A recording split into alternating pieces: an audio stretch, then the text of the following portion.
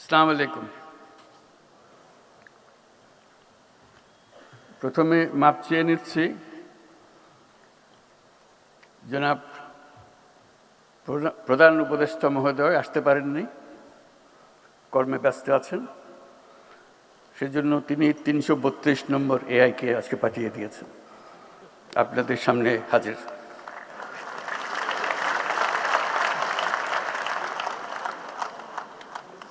আমি চেষ্টা করব উনি যা বলতে চেয়েছিলেন সেটা আপনাদের কাছে তুলে ধরার জন্য। আশা করি তিনি সন্তুষ্ট হবেন, তার কথাগুলো আমি বলতে পেরেছি। ঢোকার পথে আমি জিজ্ঞেস করেছিলাম শ্রোতাদের মধ্যে আমার মতো এআই কেউ আছে কিনা। এই জন্য জানতে চেয়েছিলাম তাহলে কথা বলতে সুবিধা হবে, আমার কথাগুলো তারা তাড়াতাড়ি বুঝবে। তারা তথ্যটা দিতে পারে নাই, তারা বোধহয় সজাগ ছিল না যে এখানে শ্রোতাদের মধ্যেও এআই থাকতে পারেন, কারণ যাদের তারা প্রতিনিধিত্ব করছেন তারা নানা কারণে আসার সুযোগ পান নাই।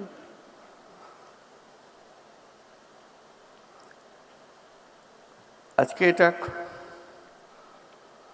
গুরুত্বপূর্ণ সমাবেশ, তাতে কোনো সন্দেহ নাই। দেশের ভবিষ্যৎ নির্ভর করবে এই ধরনের সমাবেশে আমরা কি আলাপ করি, কি চিন্তা করি, ভবিষ্যতের জন্য কি স্বপ্ন দেখি, কীরকম প্রাতিষ্ঠানিক আয়োজন করি তার উপর। কারণ আগামী বিশ্ব সম্পূর্ণ ভিন্ন ধরনের বিশ্ব, যেটা শুরুতেই এর কথা বলে একটু মনে করিয়ে দিলাম। এগুলি বাস্তব হবে, যেগুলো আমরা এখনো চিন্তাও করতে পারছি না, সেগুলি সত্যি হবে, বাস্তব হবে। এবং এর গতি, পরিবর্তনের গতি দ্রুত থেকে দ্রুততর হচ্ছে। এটি হলো 1 নম্বর মেসেজ। আমরা যদি নিজেদের গতি দ্রুত না করি, ওই গতির সঙ্গে নিজেদের সামঞ্জস্য বিধান না করি, কি পরিমাণ দ্রুত গতিতে আমরা পিছিয়ে পড়ব এটা চিন্তাও করা যায়। আজকে 2-4টা কথা বলে মনে হচ্ছে যে আমরা ওদের তাদের সঙ্গেই আছি, আমরা সঙ্গে নেই। আমরা অনেক পেছনে, আমরা চিন্তায় পেছনে, কাজে পেছনে, নীতিতে পেছনে, সব দিক থেকে। এই জন্য যে আমরা মনোযোগ ওই পরিমাণ দিচ্ছি না, মনে করছি এটা আরেকটা জিনিস, আরেকটা খাত। অন্যান্য 10টা খাতের মধ্যে যেরকম আয়োজন, এই খাতও সেই আয়োজন। আমার বলার উদ্দেশ্য হচ্ছে এই খাতটা হলো মূল খাত। এই খাত থেকে ভবিষ্যৎ রচনা হবে আমাদেরও এবং সারা পৃথিবীরও। অন্যান্য খাত উবে যাবে তা না, হারিয়ে যাবে তা না, ওরা থাকবে, কিন্তু টান হবে এটার থেকে, বাতাস আসবে এটার থেকে, পরিবর্তন আসবে এটার থেকে, এটার ছোঁয়া পাবে অন্যান্য জায়গায়। ওর সঙ্গে সঙ্গ দেওয়ার জন্য তাকে প্রস্তুতি নিতে হবে। আমরা কোনো দিক থেকে এটার প্রতি সজাগ নই। আমরা সনাতন যে সমস্ত চিন্তা, সেটা এই খাতে নিয়ে আসার চেষ্টা করছি। এই খাতের চিন্তা ভিন্ন। আমি দ্রুত পরিবর্তনের কথা বলছি। একটা পরিবর্তন আমরা সবাই ওটা অনুভব করি যখন নিজের পরিবারের দিকে তাকাই, নিজের দিকে তাকাই। আমার অমুক বয়সে আমি কি করছিলাম, আমার এই বয়সে আমার ছেলে বা মেয়ে কি করছে, এটার একটা তুলনা করলে সঙ্গে সঙ্গে আছে। বাচ্চারা যখন এখন হাঁটতে শিখে, সে ফোন খুঁজে, সে জানে এখানে টিপ দিলে তার পছন্দের গান, পছন্দের নাচ এটা আসে, কান্নাকাটি করে। সে একটু একটু হাঁটতে শিখেছে, হাঁটার সময় সে দেয়ালে গিয়ে দাঁড়ায়, দেয়াল টেপে, সে মনে করি ওটা একটা স্ক্রিন, ওটাতে টিপ দিলে একটা কিছু হবে। তার চিন্তাই হচ্ছে ওইভাবে, তার ইশারাতেই কাজ হয়। এই যখন 10 বছর বয়সী হবে, আমাদের যে 10 বছর বয়স ছিল তার সাথে সম্পূর্ণ ভিন্ন। এর বয়স যখন 25 বছর হবে, আমরা যে 25 বছরের ছিলাম, সেই 25 বছরকে তার কাছে মনে হবে গুহা মানব। তোমরা গুহায় ছিলা, তোমাদের সঙ্গে কথা বলে লাভ কি? তোমরা তো আমাদের কথা বুঝবে না, ওদের ভাষা অন্যরকম। কাজে ওই গতিটা আমাদের চিন্তায়, ভাবনায় আমরা কোনো রকম অ্যাডজাস্ট করতে পারছি না। আমরা অনেক কথা বলছি, সুন্দর সুন্দর কথা, সব ভালো কথা, কোনোটাই, এটা আমাদের কথা, 100 বছর আগের পুরনো কথা। এখনকার যারা, তারা ওইভাবে চিন্তা হয়তো করছেই না। এই যে দূরত্ব সৃষ্টি হচ্ছে আমাদের, যেখান দিয়ে আমাদের মূল স্রোত যাবে জীবনের, মূল স্রোতে আমরা এই বয়সী মানুষ নেতৃত্ব দিতে পারছি না, নেতৃত্বে অক্ষম আমরা। আমাদের কোনো দোষের কারণে না, আমাদের মাথা ওইভাবে কাজ করে না যেভাবে তাদের মাথা কাজ করে। 10 বছরের বাচ্চা ভীষণ রকম ক্ষেপে যায় যে বাবাকে, মাকে বোঝাতে পারছে না সে, কারণ ওই তো দূরত্ব। এই দূরত্বটাকে কিভাবে সামাল দেওয়া যায়? আমরা আজকে যা আলোচনা করছি সব কিছু হলো পুরনো আমলের কথাবার্তা। আমি ঢালাওভাবে বললাম, কথাটা চেপে ধরার জন্য, এটা আসলে তাই। সেজন্য আমরা ইরিলেভেন্ট হয়ে যাচ্ছি। যখন দ্বন্দ্ব হয় তখন আমরা বুঝতে পারি না কেন এই দ্বন্দ্ব হচ্ছে। দ্বন্দ্ব হচ্ছে এই জন্য, তাদের দৃষ্টিতে আমরা গুহাবাসী। গুহাবাসীকে নগরবাসী কীভাবে কথাবার্তা বোঝাবে, এই ভাষা খুঁজে পাওয়া যাচ্ছে না। এটা নগরবাসী গুহাবাসীর, আজকে নগরবাসী বলছি, গুহাবাসী গুহারও আগে চলে যাবে, নগরবাসী আরও অনেক উপরে, অতি অল্প সময়ের মধ্যে দূরত্ব আরও বেড়ে যাবে। এই দূরত্ব সামাল দেওয়াই হলো আমাদের চ্যালেঞ্জ। এখন এখানে সিনিয়র সচিব শ্রীশু বলেছে, বিশেষ সহকারী আইসিটি মন্ত্রণালয় ফয়েজ বলেছে যে আমরা নাগরিক সেবা দেওয়ার চেষ্টা করছি। আমি প্রথম দিন থেকে চেষ্টা করছি যে এটা কেন হবে না। মাঝে মাঝে কথাবার্তা হয়, কাগজপত্র দেখি, সরকারের পক্ষ থেকেও বলা হচ্ছে আমরা সব কিছু ডিজিটালাইজ করে দেবো, নাগরিক যে কোনো জিনিস তার কম্পিউটার থেকে পেয়ে যাবে। এটা কথা, বাস্তবে দেখি না।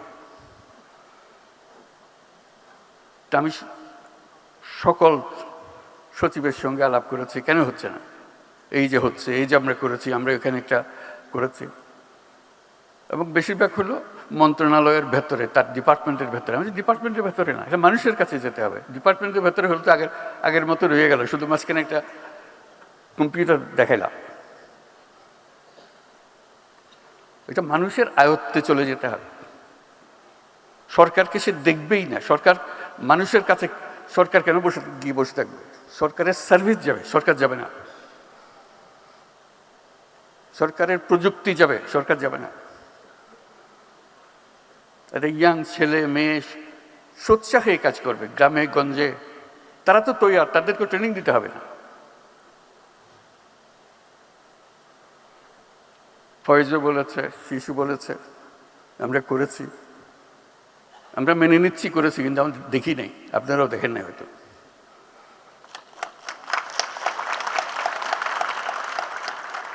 পরিসংখ্যানও দেবে, এতটা করে, এত শত করেছি, এত হাজার করেছি, কিন্তু আমরা দেখি নাই। কেউ ঘরে আসে বলে নেই, দেখেন আমি এনআইডিতে যাওয়ার কথা, এখানে টাকা দিয়েছে, আমার এনআইডিতে দিয়ে দিছে। আমি বিশ্বাস করি না যে সেটা পারবে। আমি অবাক হয়ে গেলাম। এই গল্প কেউ ঘরে এসে বলে নাই, বন্ধুকে বলে নাই। যদি হয়ে থাকে তাহলে তো এটা সবার কাছে চলে যাওয়ার কথা। একই জিনিস তো, ও যেখানে সরকারের ধারে কাছে যাওয়ার দরকার নেই।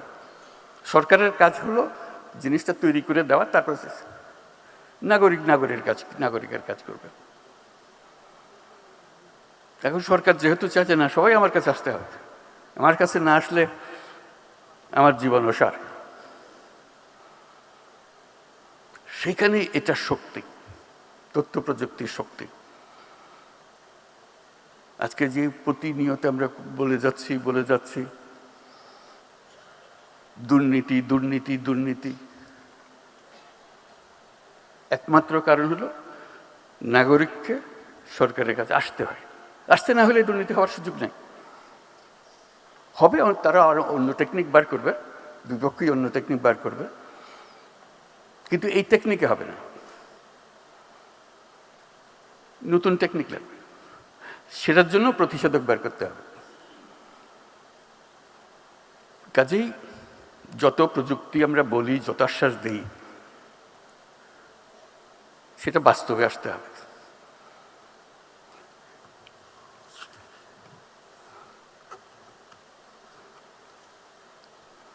আনুষ্ঠানিক কথাটা বলি, digital device and innovation expo 2026 এর উদ্বোধনী অনুষ্ঠানে উপস্থিত সকলকে আমার শুভেচ্ছা ও সালাম জানাচ্ছি।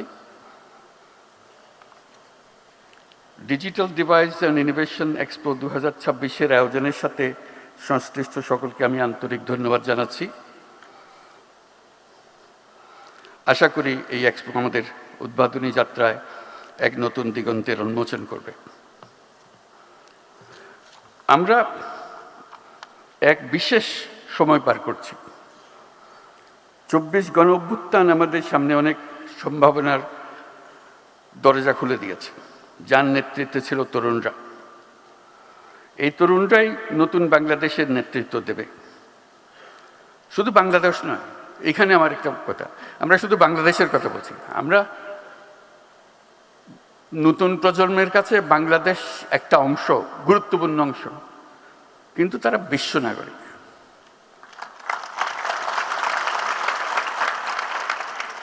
আপনি তারে ঠেলে ঠুলে খালি না বাংলাদেশে ঢুকিয়ে দেন না। বাংলাদেশের কাজ করবে সে, বাংলাদেশের কাজ করার জন্য, সেই গর্ব অনুভব করার জন্যই তাকে বিশ্ব নাগরিক হতে হবে, কারণ বিশ্বে তার ভূমিকা পালন করতে হবে। আমি একটা প্রচেষ্টা করেছিলাম, ব্যর্থ হয়েছি, বহুবার বলেছি, একটা অ্যাপ বানানো, শুধু একটা অ্যাপ বানানো, নামও দিয়েছিলাম শুভেচ্ছা। এটা হলো বাংলাদেশি যে যেখানে আছে দুনিয়ার, যে যে কাজে আছে, এই অ্যাপের মাধ্যমে বাংলাদেশের সঙ্গে যুক্ত হবার, বাংলাদেশি কে কী করছে তার খোঁজ খবর নেবার একটা সুযোগ হবে। তার বৈশিষ্ট্য কী, তারা সেই বৈশিষ্ট্যের আরও কারা আছে তারা একটা সাব গ্রুপ করবে, তারা বলবে আমি তো এই কাজ করি, আমি তো এটা বাংলাদেশে যে কোনো সময় করে দিতে পারি। আমাদের যে অ্যাসেটস সারা দুনিয়াতে ছড়িয়ে আছে এবং তাদের আন্তরিকতার কোনো সীমা নেই, একটু ইশারা দিলে লাভ দিয়ে আছে, কিন্তু আমরা নারাজ তাদের সঙ্গে আলাপ করতে। এই অ্যাপটা এই হচ্ছে করতে করতে আশ্চর্যজনক হলো না। একটা জায়গা আমরা যদি টেকনোলজি এতই বুঝি, এতই আমাদের কৃতিত্ব, এই কাজটা কেন করতে হবে? একটা জায়গা যেখানে আমরা সবাই একত্র হব, যারা ইচ্ছুক তারা পাতে নিজেদের সাব গ্রুপ করবে, আমি এখান থেকে এই সাবজেক্টে আমি করতে পারি, এই কাজটা আমরা তো এটাই রিসার্চ করেছি, এটাই তো বের করেছি, সারা দুনিয়া নিচ্ছি, বাংলাদেশ কেন নেবে না? আমি গিয়ে করে দিয়ে আসবো, বা আমার এখানে পাঠিয়ে দাও, আমি সব ঠিক করে দেব। আমি থাকার ব্যবস্থা করব, কাজের ব্যবস্থা করব, ইত্যাদি ইত্যাদি। সম্ভব, বিরাট রিসোর্স একটা। এই রিসোর্সটা আমরা ব্যবহার করতে পারছি না, অথচ আমরা মনে করছি যে প্রযুক্তিতে আমরা অনেক কিছু করে ফেলেছি। বহু করার আছে, বহু জিনিস আছে যেটা আমরা হাতে দিচ্ছি, শুধু গদবান্ধা কথা বারে বারে উচ্চারণ করে যাচ্ছে। আমরা এখন একটা বিশেষ সময় পার করছি। 24-এর গণ-অভ্যুত্থান আমাদের সামনে অনেক সম্ভাবনার দরজা খুলে দিয়েছে, যার নেতৃত্বে ছিল তরুণরা। এই তরুণরাই নতুন বাংলাদেশের নেতৃত্ব দেবে। শুধু বাংলাদেশ নয়, তারা গোটা বিশ্বের নেতৃত্ব দেবে। তাদের কোনোটাতে ঘাটতি নাই। আমরা শুধু টেনে রাখছি, তাদেরকে টেনে ধরছি। তাদেরকে ছেড়ে দিলে সে ঘুড়ির মতো উড়ে বেড়াবে। বর্তমান তরুণ প্রজন্ম আগেকার প্রজন্ম থেকে সম্পূর্ণ আলাদা। আমরা দেখতে একরকম, কথা বলি একরকম, মানুষ আমরা ভিন্ন। সে আমাকে অনেক পেছনে ফেলে চলে গেছে। যেহেতু আমি এত কম স্পিডে হাঁটি, সে আমার সঙ্গে পাল্লা দিতে পারে না। সে বিরক্ত হয়ে আমার ছেড়ে চলে যাচ্ছে। আজকের তরুণরা পৃথিবীর ইতিহাসের সবচেয়ে শক্তিশালী প্রজন্ম। এটা বিশ্বব্যাপী যে প্রজন্ম, এটা পৃথিবীর ইতিহাসে এত শক্তিশালী প্রজন্ম আর হয় নাই, এমন শক্তিশালী। তারা কি সর্বকালের শক্তিশালী? না, সর্বকালের শক্তিশালী না। এর পরের প্রজন্ম এর থেকে আরো বেশি শক্তিশালী হবে। এই দুই প্রজন্মের মুখ দেখা দেখি হবে না, এরকম অবস্থা। এর কথা এরা বুঝবে না। এইভাবে এটা চলবে। এই শক্তিটাকে আমরা কাজে লাগাতে পারছি, তাকে রিকগনাইজ করতে পারছে না, তাকে রিকগনিশন দিচ্ছে না। রিকগনিশন দিলে সে এগিয়ে আসতে পারতো, কাজটা করতে পারতো। এই যে পরিবর্তন, এই যে শক্তিশালী হয়েছে, তার এসেন্সটা হলো প্রযুক্তি, যেটার বিষয়ে আমরা আলাপ করছি। ওর কারণেই সে ভিন্ন। সে আমার ছেলে, আমার মেয়ে, কিন্তু ওই যে বললাম, তার কাছে আমি গুহাবাসী। যেহেতু তার কাছে ওই শক্তি, আলাদিনের চেরাগ তার হাতে, এই আলাদিনের চেরাগ দিয়ে সে যা ইচ্ছা তাই করতে পারে। আমি একটা বাক্য রিপিট করি, আবার এখানেও রিপিট করি। Younger you are, more powerful you are. যতই তরুণ ততই শক্তিশালী। এটা একটা খুবই সাধারণ বাক্য, কিন্তু এটার প্রয়োগ সাংঘাতিক। মা বাবার চাইতে ছেলে মেয়ে শক্তিশালী, চিন্তায়, ভাবনায়, দৃষ্টিতে আমরা স্বীকৃতি দিই না। নাতি নাতনির চাইতে দাদা দাদির চাইতে নাতি নাতনি মনে হয় অন্য গ্রহের মানুষ। একই পরিবারে আছে, দাদা দাদিও আছে, বাবা মা আছে, ছেলে মেয়েও আছে, কিন্তু ভিন্ন গ্রহের। আমরা মানতে চাচ্ছি না। তাদেরকে টেনে আমাদের গ্রহের মধ্যে চেপে রাখতে চাই, এখানে থাকতে হবে, খবরদারিটা করিস না, খবরদারি না। ওই খবরদারি করছি। তার শক্তি যাতে প্রকাশিত না হয়, এই চেষ্টা আমরা এত ডেডিকেটেড, যাতে তার শক্তি প্রকাশ না পায়, কে টের না পায় যেন তার শক্তি আছে। এরকম একটা সমাজ গড়ে তুলেছি আমরা। গত অভ্যুত্থানের একটা কথা স্মরণ করছি, সবাই পরিচিত। ইন্টারনেট যখন বন্ধ করে দেওয়া হলো, সমস্ত তরুণ সারা দেশে বিক্ষুব্ধ হয়ে গেছে। সে বিক্ষোভের পরিমাণ এত ছিল, তারা ফুটন্ত তেলের মতো টকবক করছিল। কি হয়েছে? ইন্টারনেট বন্ধ করে দিয়েছে। এখন বুঝতে পারেন ইন্টারনেটটা তার প্রাণের কত প্রিয় জিনিস। এটা সহ্য করতে পারতেছে না। এমন টকবক করলো এই উত্তেজনায়, শেষ পর্যন্ত এটা মহাশক্তিশালী একটা সরকারকে পালাতে হলো। এই ইন্টারনেট বন্ধ তার একটা বড় ভূমিকা রেখেছিল। এটা কত তার প্রিয়, তার মা বাবার কাছে হয়তো অত প্রিয় না, তার দাদাদের কাছে বুঝতেই পারে না কেন এটা করছে, কি হলো এটাতে।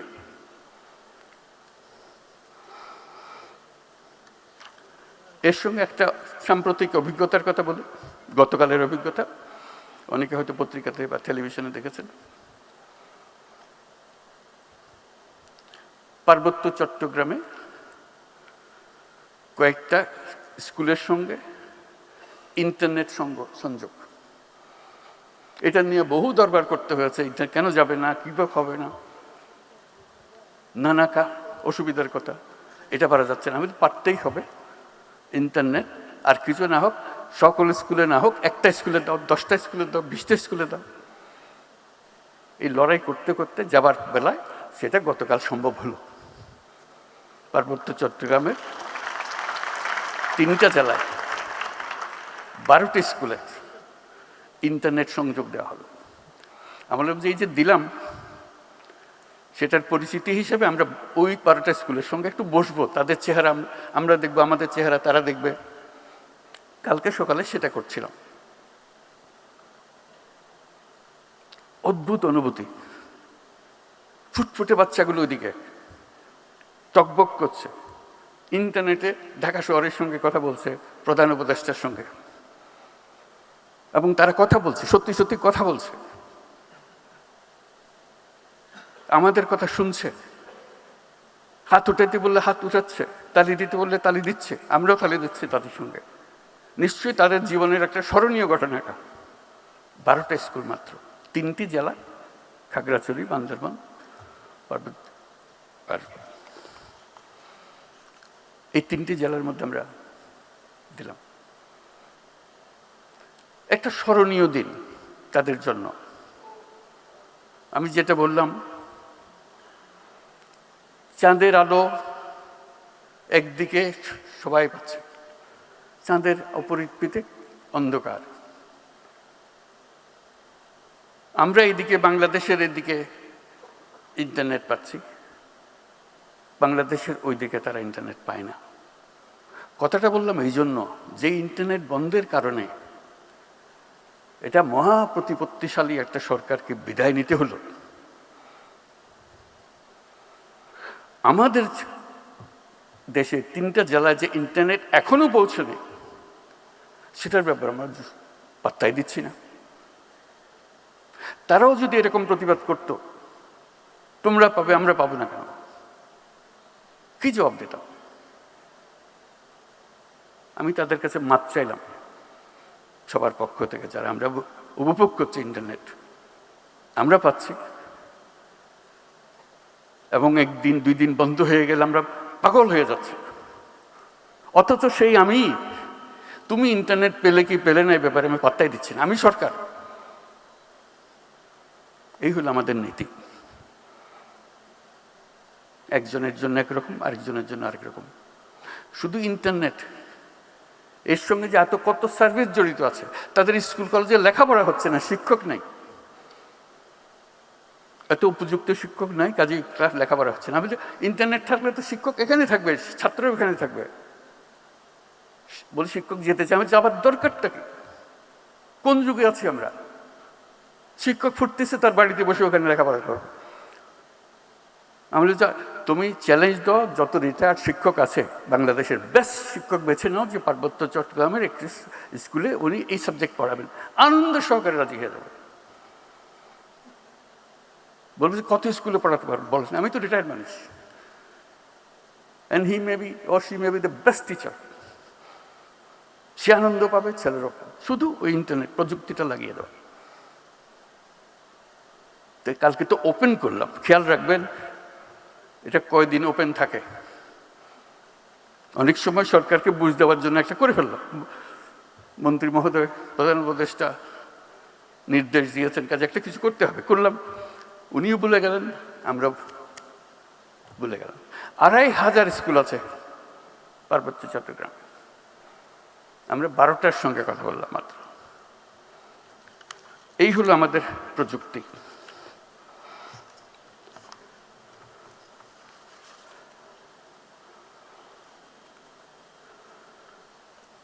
গতিহীনতা আমাদেরকে শেষ করে দেবে। পৃথিবী ওই স্পুটনিকের ব্যাগে চলে যাচ্ছে, গ্রহের মতো চলে যাচ্ছে। আমরা যেখানে আছি এখানে আসছি, আস্তে ধীরে হবে তো এটা করে দেন ওইটা করে দেন, দুইটা টুকটাক জিনিস। আমরা টুকটাকে সীমাবদ্ধ রাখছি নিজেকে।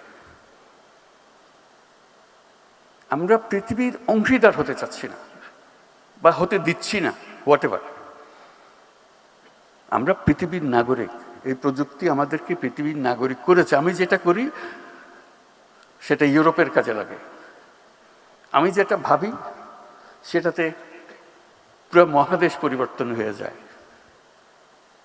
আমি শুধু আমার গ্রামে করলাম, সন্তুষ্ট হয়ে গেল। গ্রামে যেটা করেছি সেটা পৃথিবীর জিনিস। এই প্রযুক্তি আমাকে সেই প্রকাশ করার সুবিধা দিচ্ছে, যোগাযোগের সুবিধা দিচ্ছে। সেটা আমরা কিভাবে নিয়ে যাব, এটাই হলো বিষয়। তারপরে আমরা একটা জিনিস বরাবর রিপিট করে যাই, এটার বিরুদ্ধে আমি আমার কথাটা বলেই যাচ্ছি, আজকেও আবার বলবো। আমাদের আশ্বাস হলো সবার জন্য চাকরি দেব। ধরে নিয়েছি মানুষকে চাকরি করতে হবে, ভাগ্যে আর কিছু নাই। আমি সবাই বোঝানোর চেষ্টা করছি এটা কি সম্পূর্ণ ভুল জিনিস। এই চাকরির বিষয়টা এসছে দাসপ্রথার থেকে। আগে দাস ছিলাম, সেটার একটা উন্নত ভার্সন হলো আমি দাস নই, আমার মাসিক বেতন দিবা বা বছরে কিছু দিবা, কিন্তু তার হুকুমে চলতে হবে। আমাদের ওইখান থেকেই আমাদের ভুল পথে যাওয়া শুরু হলো। মানুষের জন্ম হয়েছে একজন সৃজনশীল জীব হিসেবে। সৃজনশীলতাই হলো আমার মূল মন্ত্র, যেটা আজকের প্রযুক্তি আমাকে প্রকাশ করার সুযোগ দিচ্ছে। আমার আবার এই প্রযুক্তিকে এনে আবার দাসপ্রথাতে ঢুকিয়ে দিচ্ছে, যে তোমাকে চাকরি করতে হবে, কোম্পানিতে চাকরি করতে হবে। প্রযুক্তি যেখানে আমাকে মুক্তি দিচ্ছে, আমি আমার কনসেপ্ট দিয়ে তারা আবার উল্টা ফেরত পাঠাচ্ছি। আমার তো সুযোগ আসলো, বিরাট সুযোগ আসলো। যে কোনো মুহূর্তে আমি এখন আমার নিজস্ব কর্মকাণ্ড সৃষ্টি করতে পারি, আমি উদ্যোক্তা হতে পারি। সেটাতে আমরা নিয়ে যেতে পারছি না। কাজে আজকে যদি এই মন্ত্রণালয়ে কোনো সার্থকতা থাকে, সেই সার্থকতা হলো দেশের মানুষকে, ইয়াং জেনারেশনকে চ্যালেঞ্জ দেওয়া, কে কে উদ্যোক্তা হতে চাও, আমরা তোমাদের পেছনে আছি, সেটা করে। তরুণদের মধ্যে কত শতাংশ উদ্যোক্তা হলো প্রতি বছর নতুন, সেটা দেখানোই হলো এই মন্ত্রণালয়ের সার্থকতা। এবং তার গোড়াটা হলো প্রযুক্তি। আমরা খালি সরকারের কাছ থেকে এটা দিতে হবে ওটা দিতে হবে, বিশেষ করে টাকা দিতে হবে, জমি দিতে হবে, হবে তো অবশ্যই লাগবে। কিন্তু যেই সরকার এটা দিতে শুরু করে, ভুল লোকগুলোর সামনে এসে দাঁড়ায়, ওরা সেটা তারা নিয়ে যায়, আসল লোক আর পায় না। তা আমার সুনির্বন্ধ অনুরোধ, সরকার থেকে কিছু চাই না, আসল লোক পাবে না কোনো দিন। ভুয়া লোকের কাছে যাবে, ভুয়া লোক আরো চাইবে, আপনার নাম দিয়ে আরো চাইবে, এবং সে আরো পাবে, যেহেতু তার শক্তি বেড়েছে এখন। সরকারকে বারে বারে মিনতি করে বলবেন আমাকে কিছু দিয়েন না, শুধু আমার নীতিটা ঠিক করে দেন, এই কাজটা করে দেন, বাকিটা আমরা সামাল দেব। তাহলে আমাদের বাঁচোয়া, তাহলে আমাদের বাঁচোয়া নেই। যেই সরকারের কাছ থেকে কিছু চাইতে আসে, তাকে সন্দেহের চোখে দেখবেন, তাহলে জিনিসটা টের পাবেন। এই যে আমরা মন্ত্রণালয়ের কথা বলছি, আজকে অনেক কথা হলো। এই মন্ত্রণালয় একটা প্রতীক, পুরো সরকার হলো আরো বৃহত্তর সংগঠন। প্রযুক্তির গতি এত দ্রুত, প্রতিটি প্রতিষ্ঠান, প্রতিটি নীতি প্রণয়নকারী দ্রুত গতিতে ইরিলেভেন্ট হয়ে যাচ্ছে। কারণ সে বসছে যে সময় যে উদ্যোগ নিয়ে, সেটা কালকে পাল্টে যাচ্ছে, সে কিন্তু পাল্টাচ্ছে না। কাছেই ওই পথে নিয়ে যেতে হলে ওই যারা চোখে দেখছে পরিবর্তনগুলো, তাদেরকে ঠেলে ঠেলে এদেরকে নিয়ে যেতে হবে। একই কাজে আমি নিজের মতো করে বলি, এটা কেউ হয়তো সিরিয়াসলি নেয় না, আমি বলছি সরকারি কর্মচারী 5 বছরের বেশি সরকারে থাকা ঠিক না। কেন হতে তার মন একটা কাঠামোর মধ্যে ফিক্স হয়ে গেছে, এর থেকে বেরোতে পারেনি সে আর। আবার নতুন লোক যারা বাইরের থেকে দেখতেছে তাদেরকে নিয়ে আসতে হবে। এটা বিশেষভাবে প্রযোজ্য এই প্রযুক্তি মন্ত্রণালয়ের মধ্যে।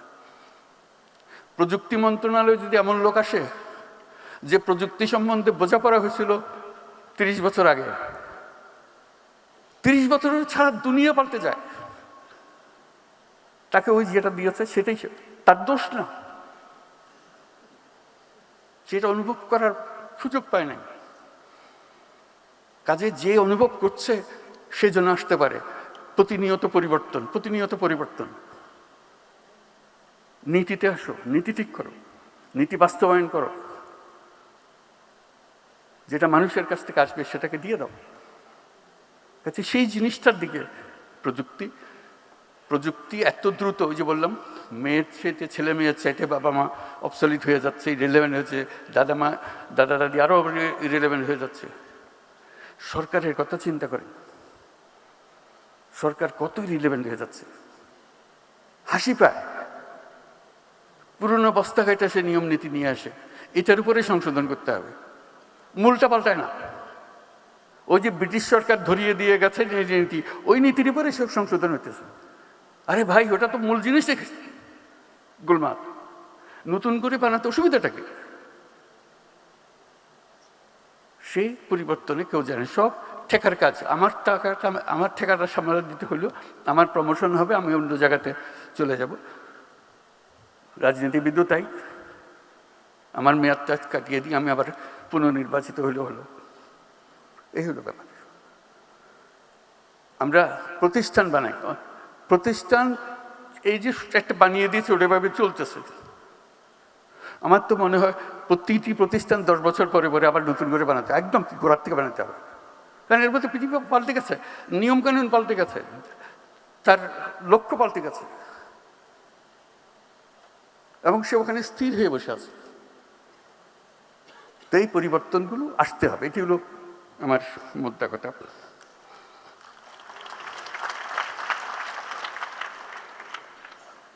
সরকারের ধর্ম হইল পুরনোকে আঁকড়ে রাখা, আর প্রযুক্তির কাজ হলো সেগুলো ফেলে দেওয়া।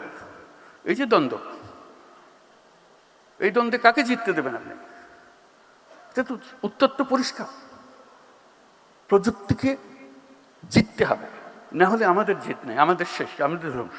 পৃথিবী আমাদের দিকে, আমাদের জন্য কেউ অপেক্ষা করছে না। আমরা আমাদের নেতৃত্ব দেওয়ার কথা, আমরা এখন সাব ফলোয়ার হয়ে বসে আছি, দূরে দূরে দূরে। তার ফলে হলো কি, আমরা প্রযুক্তি বুঝি কিন্তু কোনো জায়গা পাচ্ছি না। বাংলাদেশ একটা বিষয়ে পৃথিবীর চ্যাম্পিয়ন এখন, আপনাদের সবার জানা আছে হয়তো, তবু আমি আবার বলবো, পৃথিবীর চ্যাম্পিয়ন কিসে? জালিয়াতি। সব জিনিস জাল। বহু দেশ আমাদের পাসপোর্ট গ্রহণ করে না, ভিসা জাল, পাসপোর্ট জাল। আপনারা নিশ্চয় পত্রিকায় দেখেছেন আমেরিকান ভিসা জাল। এটা একটা জালিয়াতির কারখানা বানাইছে আমরা। আমাদের বুদ্ধি আছে, না হলে জালিয়াতি করতে পারতাম না, কিন্তু খারাপ কাজে লাগাচ্ছে।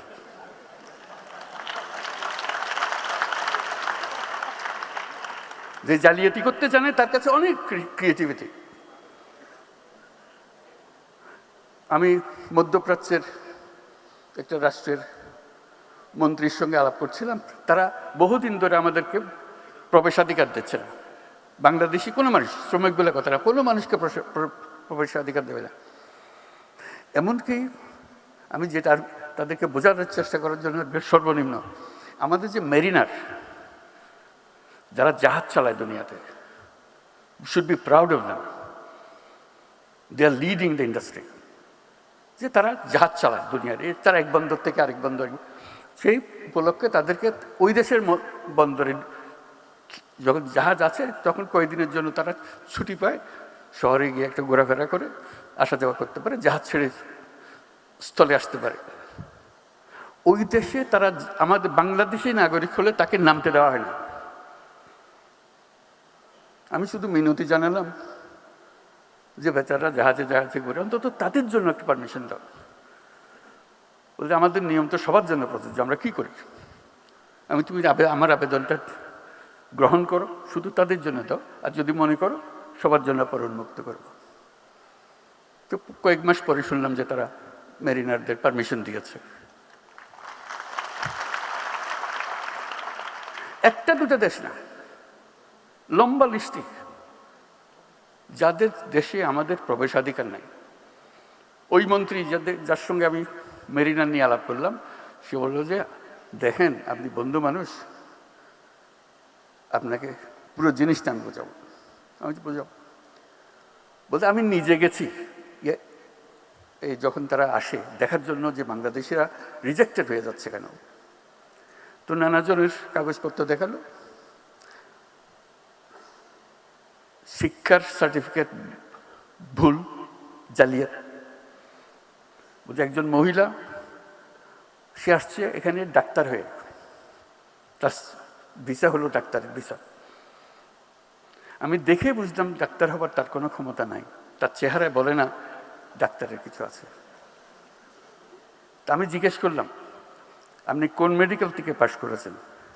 তখন কাগজপত্র ঘাটে আর জন্য বের করে দিল মেডিকেল সার্টিফিকেট। তো স্টাফরা বলে স্যার এটা জাল, এটা ভুয়া,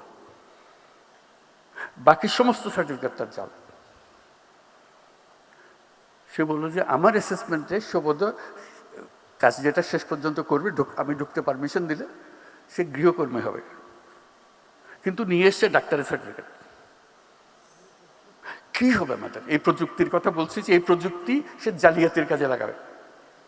যদি না আমরা আগের থেকে আমাদের নিজেদের সংশোধন করি, এই গোড়াগুলো কেটে দিই। হাজারে হাজারে মানুষ, নানা ভুয়া, সব কিছু ভুয়া, পারমিশন ভুয়া, ব্যাংক সার্টিফিকেট ভুয়া, এবং আমরা ইস্যু করছি সেগুলো, এবং জেনুইনলি ইস্যু করছি, যেখান থেকে যাওয়ার কথা সেখান থেকে ইস্যু করছি পয়সা। কাজেই আমাদেরকে প্রযুক্তিতে আসতে হলে ন্যায্য জিনিস নিয়ে আসতে হবে। জালিয়াতির কারখানা, এই দেশ জালিয়াতির কারখানা হবে না, হবে না, হবে না। এটাকে আমরা করতে চাই না। আমরা নিজ গুণে দেশে সারা দুনিয়াতে মাথা উঁচু করে চলতে চাই, এবং সেই সামর্থ্য আমাদের আছে। আজকে এই প্রযুক্তির বৈঠকে আমরা সেইভাবে মন ঠিক করি যে আমরা জালিয়াতি থেকে বের হয়ে আসবো, আমরা তরুণদেরকে উদ্যোক্তা হবার সুযোগ করে দেব, এবং আমাদের নীতি বাস্তব এবং বর্তমানকে প্রতিফলিত করুক সে ব্যবস্থা করব, মানুষের সহায়ক সরকার করব, ওইভাবে আমাদেরকে চলতে হবে। তাহলে এই সমাবেশের সার্থকতা। সবাইকে ধন্যবাদ।